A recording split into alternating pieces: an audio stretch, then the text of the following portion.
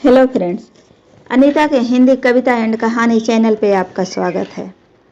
कहानी की दूसरी कड़ी अगर आपको पसंद आए तो वीडियो को लाइक करें, शेयर करें तथा मेरे चैनल को भी सब्सक्राइब करें। अर्चना ना चाहते हुए भी अनुज के ख्यालों में ही खोई रहती थी। उसके कहे एक एक शब्द उसके जेहन में हर समय घूम रहे थे।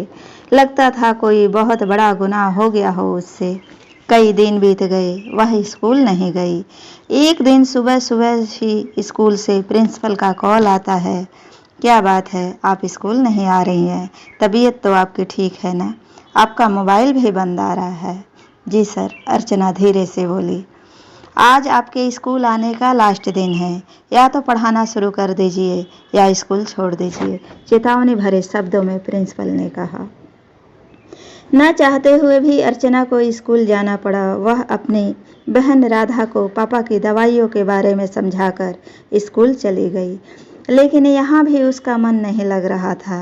लंच के समय उसकी सहेली पूजा ने पूछा, क्या बात है अर्चना, आज तू काफ़ी उदास लग रही है। कुछ नहीं, अर्चना ने टालते हुए कहा। कुछ तो बात है जो तू बता नहीं रही है। आज से पहले तुझे इतना उदास मैंने कभी नहीं देखा है। क्या अपनी सहेली को नहीं बताओगी? इतना सुनते ही अर्चना रोने लगी और अपने और अनुज के बीच हुई सारी बातें बता दी। एक तरफ भाई बहन की पढ़ाई, पापा की बीमारी का खर्च, घर खर्च, मेरे इतना मेहनत करने के बावजूद भी सब कुछ मैनेज नहीं हो पा रहा है। समझ नहीं आ रहा है क्या करूं। लंबी सांस लेते हुए अर्चना बोली। तू स्कूल छोड़ क्यों नहीं देती? पूजा ने कहा। स्कूल छोड़ के भी क्या कर लूँगी, दूसरा काम भी तो नहीं है। अर्चना बोली। कुछ सोचते हुए पूजा बोली, मेरा एक दोस्त है रवि, सुना है उसने अपनी कोई कंपनी खोली है। रुक, मैं अभी बात करती हूँ, शायद कोई जगह मिल जाए। एक कहते हुए पूजा ने रवि को कॉल मिलाया। हाँ पूजा, बोलो क्या बात है, कैसे मुझे याद किया? रवि, सुना है तुमने कोई कंपनी खोली है। हाँ, कोई सीट खाली है? तुम्हारे लिए तो मैं मैनेजर की सीट खाली करवा सकता हूँ। तुम मेरे यहाँ काम करोगी क्या? रवि ने हंसते हुए पूछा। समझ लो मुझे ही करना है, पूजा बोली। सचमुच तुम काम करोगी क्या? रवि हैरानी से बोला। मेरी एक सहेली है, उसे काम की ज़रूरत है। अगर तुम रख लो तो तुम्हारी बहुत मेहरबानी होगी। इसमें मेहरबानी की क्या बात है, किसी न किसी को तो काम पे रखना ही है। ठीक है, तुम डॉक्यूमेंट्स मंगा के मुझे भेजो, मैं देखता हूँ। रवि तभी क्लास की घंटी लग गई। चल तेरी नौकरी पक्की, चहकते हुए पूजा बोली और दोनों अपने अपने क्लासरूम में चली गई। पूजा की बातों से जीवन के अंधेरे में उम्मीद की एक किरण अर्चना को दिखाई दी। छुट्टी के वक्त अर्चना कल अपना सारा डॉक्यूमेंट्स लेकर आना, पूजा ने कहा। ठीक है। अगली सुबह अर्चना समय से पहले ही काम को निपटा कर तैयार हो गई। उसे बेसब्री से स्कूल बस का इंतजार था। आज महसूस हो रहा था कि कुछ अच्छा होने वाला है।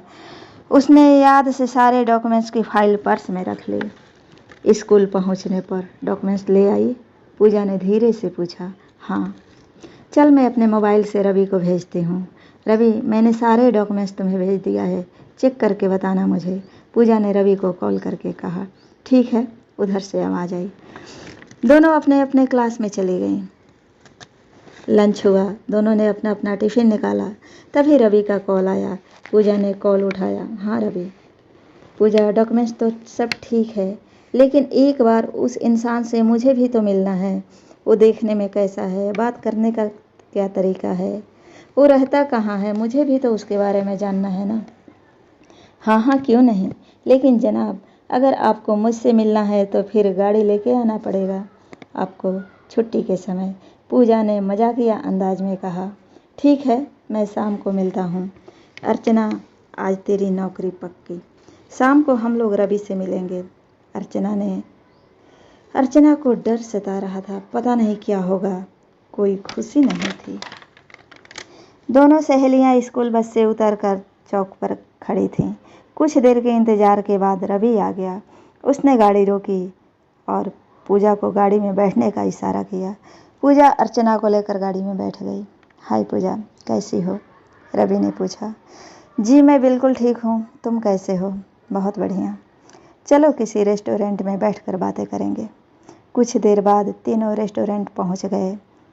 रवि ने कॉफ़ी ऑर्डर किया और तीनों आमने सामने बैठ गए। पूजा, अब बताओ, क्या कह रही थी तुम? कौन है? किसको काम करना है? रवि ने एक साथ में कितने सारे सवाल कर दिए।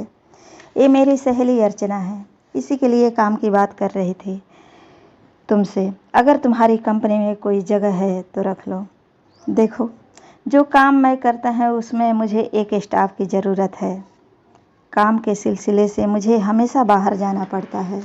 मुझे एक सच्चे ईमानदार इंसान की ज़रूरत है जो मेरे कहीं जाने पर भी मेरा काम कर सके लगन और ईमानदारी से। जिसे तुम लेकर आई हो उसके बारे में मैं कुछ नहीं जानता, रवि बोला। मैं हूं ना, अगर मेरे ऊपर तुम्हें विश्वास है तो इस पे भी विश्वास करना पड़ेगा, पूजा बोली। कंपनी भावनाओं से नहीं चलती है मैडम जी, रवि ने मुस्कुराते हुए कहा। ठीक है, काम नहीं देना था तो पहले ही मना कर देते, इतना घुमाने की क्या ज़रूरत थी। कहते हुए पूजा खड़ी हो गई। चलो अर्चना, यहाँ से चलते हैं। अरे तुम तो बुरा मान गई, रवि ने हंसते हुए कहा। मेरे पास एक तरीका है।